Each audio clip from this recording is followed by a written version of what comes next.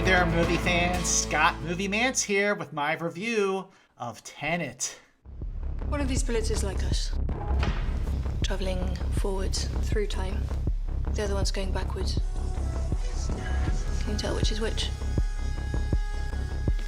How about now? Well, after being delayed 4 times, by my count anyway, Tenet, written and directed by Christopher Nolan, is finally in theaters, only in theaters, and only in theaters that are open. It's the most highly anticipated movie of the year, by far, and it's also the film that's the big hope to get moviegoers back into theaters since the pandemic closed down theaters back in March. So if you are going to the movies, make sure you do so safely. Wear a mask, wash your hands, keep your distance from other moviegoers. You stay safe and make sure you make others safe as well. Now let's get to the film. Does it live up to the hype? Was it worth the wait? Well, I was blown away by it. I thought Tenet is a bold, ambitious, daring, complex, and very challenging film that requires every bit of your undivided attention. Let's face it, no one makes movies quite like Christopher Nolan. He doesn't dumb his movies down to the audience. He expects the audience to rise to his level.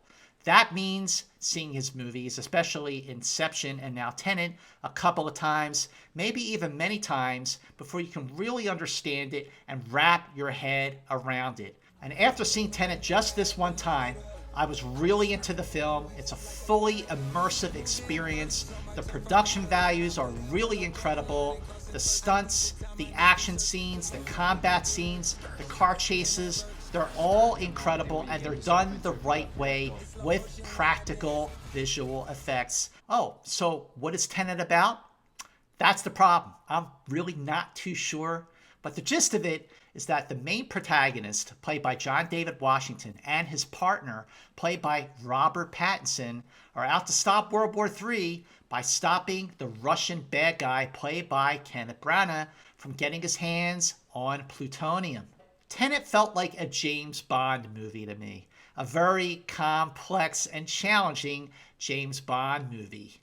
But here's where I got confused. Some of the characters are operating in a non-linear reality that's different from the reality that John David Washington's character is living in. Some events already happened, some haven't happened yet. Some action moves forward, some action moves backwards, sometimes all in the same scene and at the same time, which is really cool visually. So try to think of Tenet as a puzzle with all the pieces coming from different times and different dimensions. As for the performances, John David Washington is absolutely fantastic as a thinking person's action hero. Robert Pattinson looks like he's having a great time making this movie. Maybe he knows what it's actually about and can tell us something.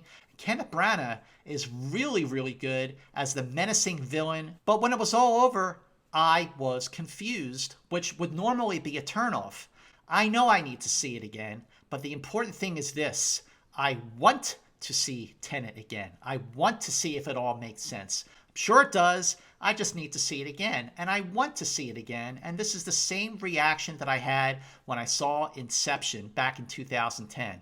First time I saw it, I didn't understand it. The second time I saw it, I understood it much better. And then the third time, I was in great shape. So because Tenet is so challenging, it's not for everyone.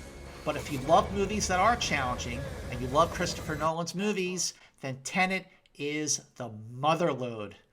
Just when you see it, be careful. Let me know what you thought. Hit me up on Twitter at Moviemantz.